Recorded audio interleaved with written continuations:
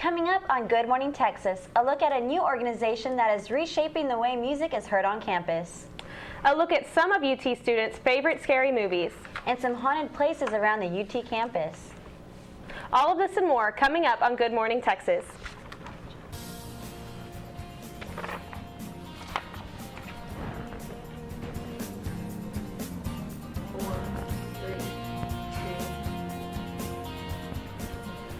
Good morning, Texas. I'm Nadine Bonowitz. And I'm Leslie Adamy. With us today is our weather anchor, Marissa Carey.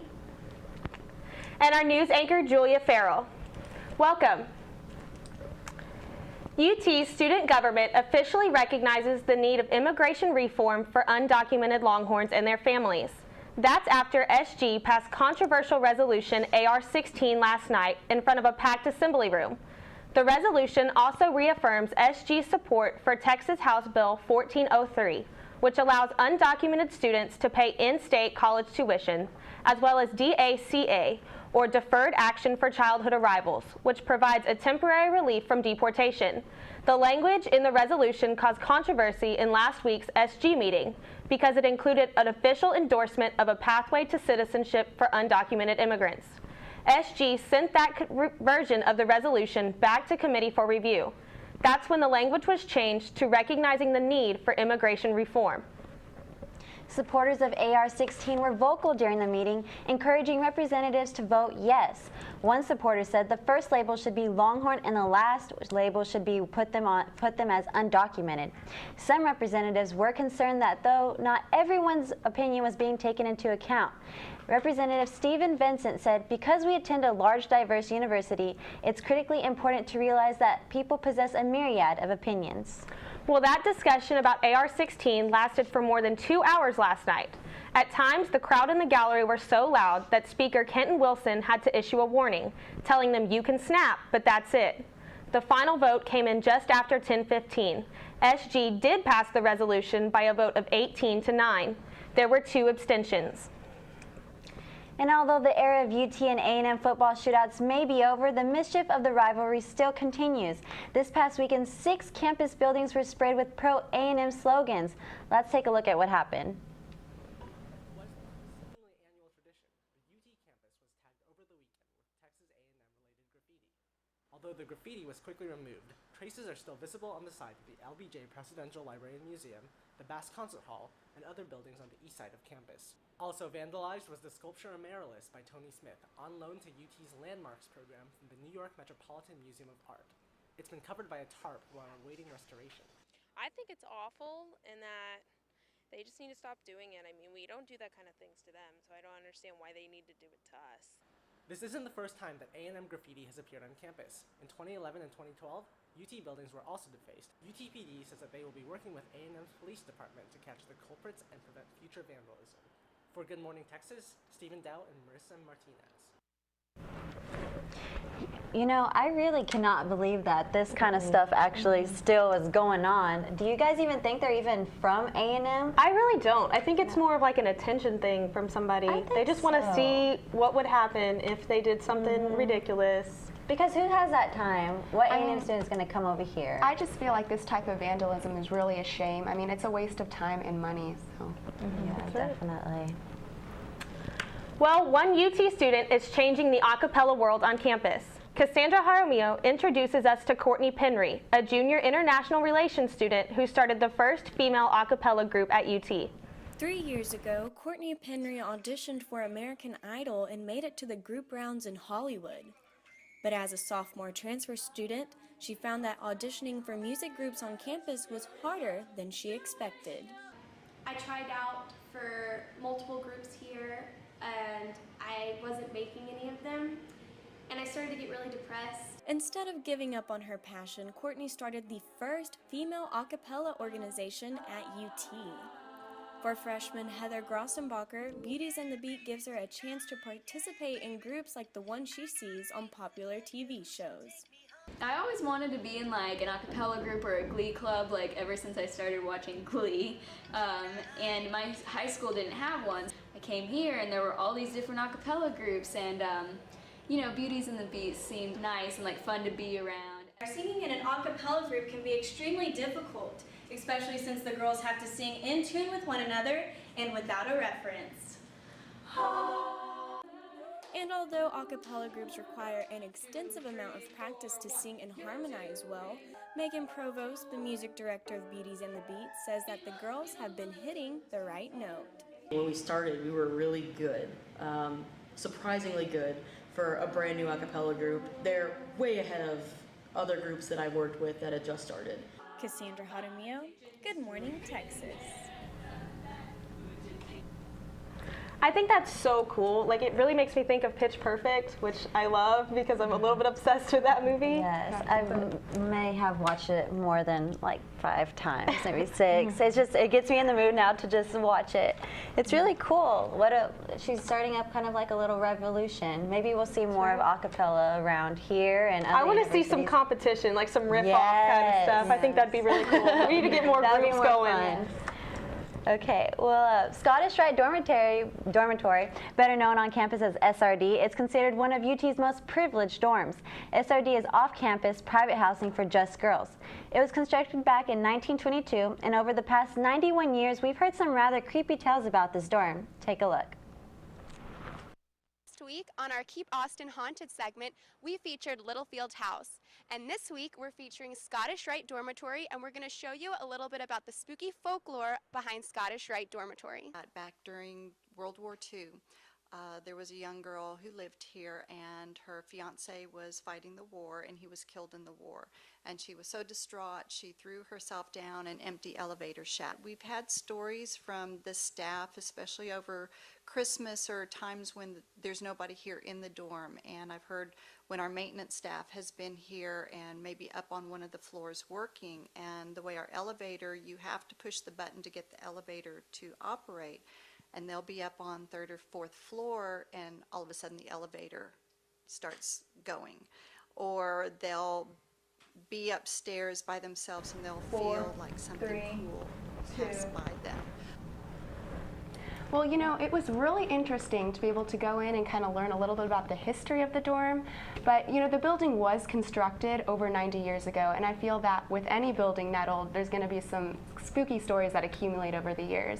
The footage alone kind of creeped me out. I've heard some weird things about that place, and I understand you lived there, I don't do. you? I've never experienced anything myself, but, you know, who knows?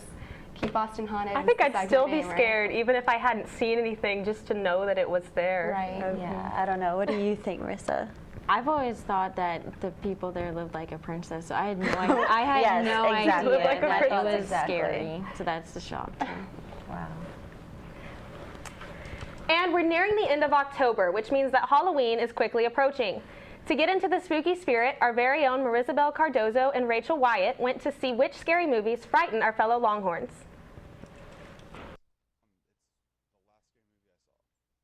Probably Paranormal Activity, the first one. I like it a lot because it reminds me of my friends, and it's not super scary. Corpse Bride, because I love animated movies, and then I love the little dog. I don't remember his name. One Missed Call.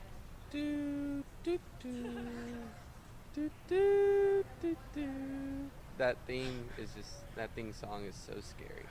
I would have to say, I don't know if this really counts with The Sixth Sense. It's really more, I don't know, it's not more about the gore, it's more about like the thought behind it, and there's a lot of work into the plot and the script and everything, and it's not just like images of like dead people. You know, I've heard of a few of those. My personal favorites are, you know, like the classics, Jason and Michael, and actually some pretty recent ones. I don't know, have y'all seen Sinister or The Conjuring? Mm-hmm. Oh my goodness. Just thinking of them is giving me the chills I'm such right a chicken. Anytime I would try to watch scary movies, I would put like a barricade of pillows and hide behind them. I can't. Really? I love the thrill of scary movies. I'm usually like this the whole time watching them, but... I'm the same way, Nadine. I've never been one to enjoy scary movies. I've always preferred like a good comedy. I like to laugh, not be scared. I know. Well, don't go anywhere. Stay tuned for this week's weather forecast. We'll be right back.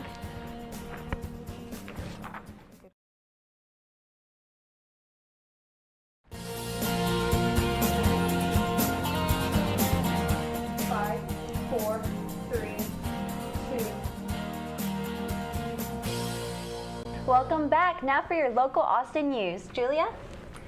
Well, people headed for the polls this week may be in for a surprise. For the first time ever, Texas' new voter ID laws are in effect. The voter ID requirements have sparked controversy amongst voters, who feel that these laws only make voting more difficult. Opponents say that these laws are a strategic plan to eliminate certain groups of voters. Election officials feel confident that implementing the new ID requirements will go smoothly, but voting rights activists say it's just another obstacle. The Texas Book Festival will take place at the state capitol this upcoming weekend. Lemony Snicket and R.L. Stine, as well as several other authors, will be attending the event. Authors will discuss their new releases and hold signings following book reviews. The festival is free and open to the public. You can find out more at www.texasbookfestival.org. And another event is coming to the city of Austin. Main Event Entertainment has officially decided to expand into South Austin. Main Event is a Dallas-based company that offers various entertainment sources for young children, such as bowling, rock climbing, and laser tag. Main Event currently operates a total of 12 facilities across Texas and one in Arizona. In a recent news release, they said that they are planning to double their portfolio by 2015. Thanks, Julia. It's so exciting that many authors are going to be right here in Austin. But on a more positive note, Marissa, the weather has been quite chilly. How long is this going to last? Well, the temperatures here in Austin have been lovely and will continue to be for the next few days. We've had to use our jackets at points, but has gradually gotten warm. Today will be sunny with a high of 80 degrees and a slight breeze, going down to 54 tonight. The temperature will drop a bit leading into this weekend with a high of 76 and a low of 53 degrees on Friday. If you haven't picked up your pumpkins yet, don't fret. Saturday is perfect pumpkin patch weather with a high of 77 and a low of 60 degrees with partly cloudy skies. The temperature on Sunday will be similar. However, we are expecting scattered showers throughout the day, so make sure you have an umbrella with you. Thanks, Marissa. You know, I've been kind of feeling spoiled to these clear days. I don't know if I'm quite ready for the rain to come back, but I can't complain. I'm sure it won't be all that much. Oh, yeah. I like the weather, so I'm ready to transition into fall and winter consistently. I'm excited to start wearing boots and coats. Yeah, that's my favorite time of the year. Now, don't go anywhere because after the break, we will be talking about how some Halloween treats that will delight all of your party guests. Stay tuned for more Good Morning Texas.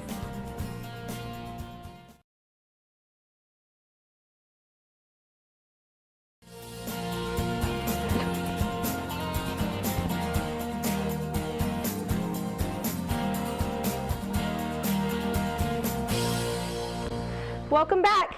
If you have any Halloween parties coming up, you can never go wrong with some chocolates and candy corn, but don't forget to have some original treats out. So what me and Nadine have today are some special ingredients that I typically don't keep around the kitchen. For example, like, I don't know, Barbie doll heads and Ziploc bags, just for example. So let's take you through some of the things that we made. These are our graveyard cupcakes. And so all we did was we took some graham crackers and we crushed them up and we dismembered our little Barbie friend here. I didn't give her a name because that's cruel and creepy. But so all we did was took some chocolate cupcakes and we sprinkled some of our crushed up graham cracker on there to make them some sand. So it looks like a nice little graveyard. And then all we're going to do is take the Barbie pieces and just stick them in there. If you can tell, we have our little legs over here. We have another arm here, and then we have her arm and her head. Kind of gives it that weird Chucky doll, creepy feel. But they taste delicious, so don't let that affect you from eating it. Up next we have, it's really easy to make. All of these are really easy to make, by the way. So basically what you do is you get just regular pudding cup. We got snack packs. Peel the top off. And these are called, what did we decide we call these again? Tombstone pudding cups. Tombstone pudding cups. So we're gonna pretty much do almost the same thing. The pudding is our dirt, is our mud, and we're gonna sprinkle some graham cracker dust on it again to give it the effect of dirt. And just to add a little bit of something to the pudding, some texture. We also have some crushed up Oreos here. We actually took the cream out, number one, because that's the best part. We wanted to eat it, and number two, because it's easier to crush without it. And then we took another one of our graham crackers and we just kind of shaped it into a little tombstone here. Which you could do with a plastic knife, really easy. And to, of course, what's a tombstone without, you know, a little heartfelt message? We don't have enough room to write something really creative, so let's just go with R-I. Just the really generic tombstone writing. And easy as that, you just stick it in the pudding cup and you have a tombstone pudding cup. Okay, lastly, if you don't want to go out and buy a pumpkin, we got something a little easier for you. We carved oranges. Smaller scale. Yeah, and a lot quicker too. And so just like what you would do with the pumpkin, you cut it out and take out all the orange filling, and you cut out the jack-o'-lantern shape. And to give it a fun little treat effect at parties, we've decided to create it into a kind of a Jell-O cup type thing. So it's like a little bowl. You know how you have the soup bowls and the, I don't know, ice cream bowls. I guess it's a little bit healthier because you've got oranges and Jell-O. Yeah, the Jell-O will have a little bit of orange taste in it. So you just dump out some Jell-O in it, and you got yourself a little jack-o'-lantern orange cup filled with Jell-O. Easy as that. So these are just some things that we put together. They're really fun, really quick. I have Jell-O everywhere. Really quick to make. And I think that will be like great icebreakers at parties, and I think everybody will really enjoy them. I enjoyed making them. I enjoyed eating them. And as you can tell, it didn't really take us that long. We just bought some extra pudding cups or took them out of the kids' lunches, whatever the case is. And so yeah, they're just really easy to make, and they're really fun, and they're delicious. So definitely give them a try. And when we come back, an exclusive look at mine and Nadine's trip to the Bastrop Hills Fair. Thank you very much.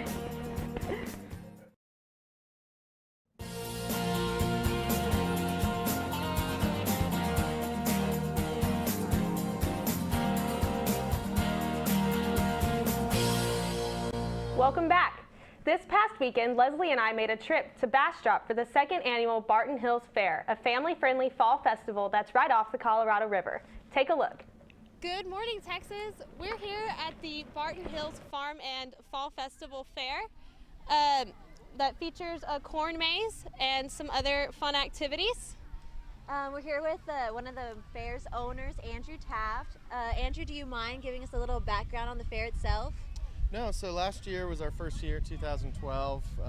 I'm a co-founder, Craig Swanson and myself found this location based on the Colorado River. At first we thought we needed irrigation from the river, and we came across this property and just saw these trees and the setting and just fell in love with it.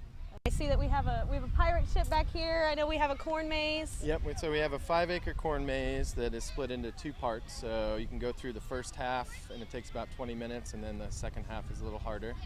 And we have a pirate ship that all of their features on the property have a little history behind them. So the pirate ship is actually a story of Stephen F. Austin first settling this area. He sent a ship from New Orleans with the first settlers that was never seen from again. And so we fell in love with that story and built a pirate ship. It's a big sandbox for kids to play in. And then we have a fort on the back side of the property, which the original settler of this land, Josiah Wilbarger, got scalped by Indians and lived for 11 years afterwards. And afterwards he built himself a stockade on the property. And so we just built a fort and a pirate ship for kids to play with and play on, but there's history. The fair also features a bouncy pillow, a pumpkin patch, a petting zoo, a cow train, live music, and of course, some fair food.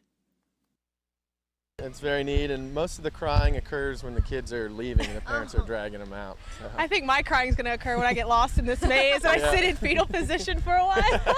Nadine and I decided to give the famous Barton Hills Corn Maze a try, which takes a full 2 months in advance to create. It takes 3 to 4 weeks for the corn stalks to reach a foot in height, which is when Andrew and his team step in and cut the maze's design. We found that it was no easy feat, but managed to find our way out several attempts later. Well, thank you guys for joining Nadine and I today. You should definitely come out and check out the Barton Hills Fall Festival here in Bastrop, Texas.